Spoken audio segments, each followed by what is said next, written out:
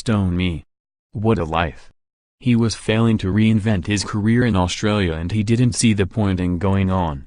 He wrote, "Things just seemed to go too wrong too many times." He was only 44. Hancock was not always miserable though he always looked it.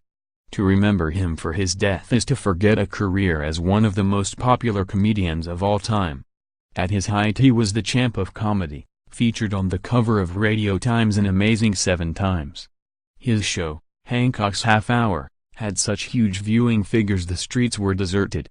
His greatest gift was to be able to register frustration, stone me. What a life. Irritation, pomposity and outrage. His hangdog face beneath his hat looked exactly as you'd expect on hearing the show's lugubrious tuba-themed tune. His whole act was that of a man incompatible with success. Most of his comedy involved life giving him a punch in the bracket as he went from one episode to the next, trying to stave off his boredom. 2 writers will always be associated with Hancock, Ray Galton and Alan Simpson, who were then in their 20s. They were working on a 1950s TV series called Happy-Go-Lucky when they got chatting after the show to Hancock, who had a part in one of the sketches. Hancock said, "Did you write that?" The boys said yes. Hancock replied with 2 words, "Very funny." So was born possibly the greatest radio sitcom ever devised, Hancock's Half Hour. The BBC ran it for 103 episodes between 1954 and 1959 and another 60 in tandem on television from 1956. The nation lapped up Anthony Aloysius St. John Hancock, a down-at-heel comic who thinks he was made for better things. The series turned him into a national mascot. There's a story that an immigration official quizzed a returning tourist who had forgotten his passport. "Where do you live?" "Cheam," said the man. "What does the name Hancock mean to you?" "Ah, well, Hancock, you see, lives in East Cheam," explained the man. The officer waved him through. Only someone British would be able to supply Hancock's full address plus house number, 23 railway cuttings. With scripts of superb quality Hancock was bottled bliss. Does Magna Carta mean nothing to you? Did she die in vain? Brave Hungarian peasant girl who forced King John to sign the pledge at Runnymede and close the boozers at 10:30. Is this all to be forgotten? He railed fabulous. Hancock was part of the comic furniture of most homes. He was an astute commentator on the fuzzy, black and white medium he inhabited. In one sketch he watches in a laundrette his washing going round. He peeks at his neighbor's machine and says, "I'm not interested in your washing, I just thought you were getting a picture on yours, that's all." It's perhaps surprising to find that Tony Hancock was a middle-class public school boy, originally from Birmingham. When the family moved to run a hotel in Bournemouth he was sent to prep school, the same one attended by David Croft, the Dad's Army writer who later based Captain Mannering on the patriotic headmaster, and then to Bradfield, a school he would recall on radio as Greystones, 7 of the happiest years of my life. I started off as a fag and worked my way up to head cigar. After a stint in the RAF, he battled his way to the top among a regiment of other demobbed and hopeful comedians all trying to make it in a drab post-war Britain hungry for laughter. 7 years after appearing as a support actor in Educating Archie, the famous ventriloquist show, Hancock received that coveted slot on BBC Radio, scripted by Galton and Simpson. The persona that the boys created for the comic was of a small-time dreamer.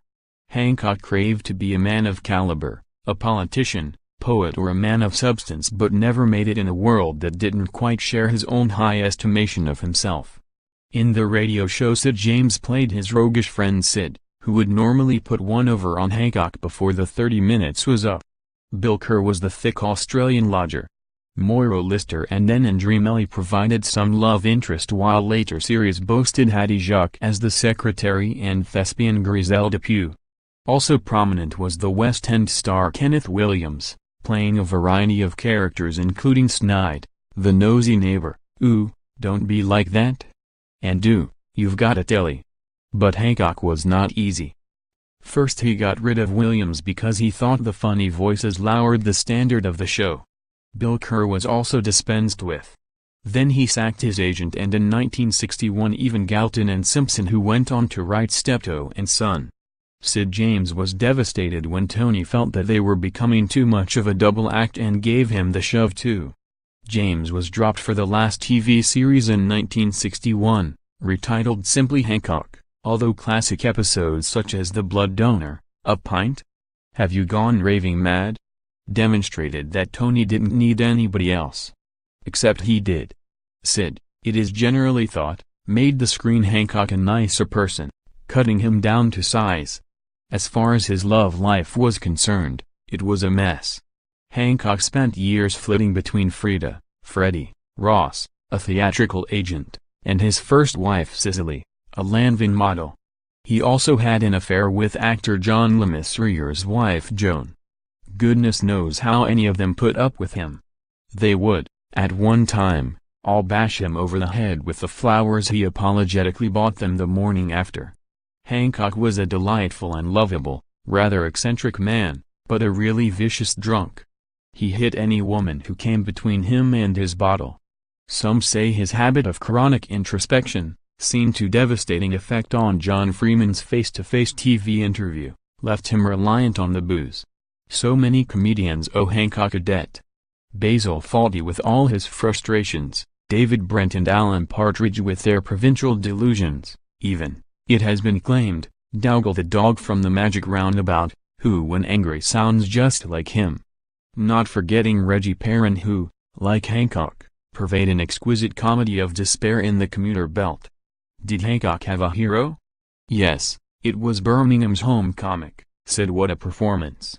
Field, now largely forgotten. Sid died young in 1950. As one commentator wrote, alcoholism and self-doubt were his pallbearers. You could say just the same for Tony Hancock. But his death doesn't overshadow his work, which, so gorgeously funny, so true to life, echoes on down the decades.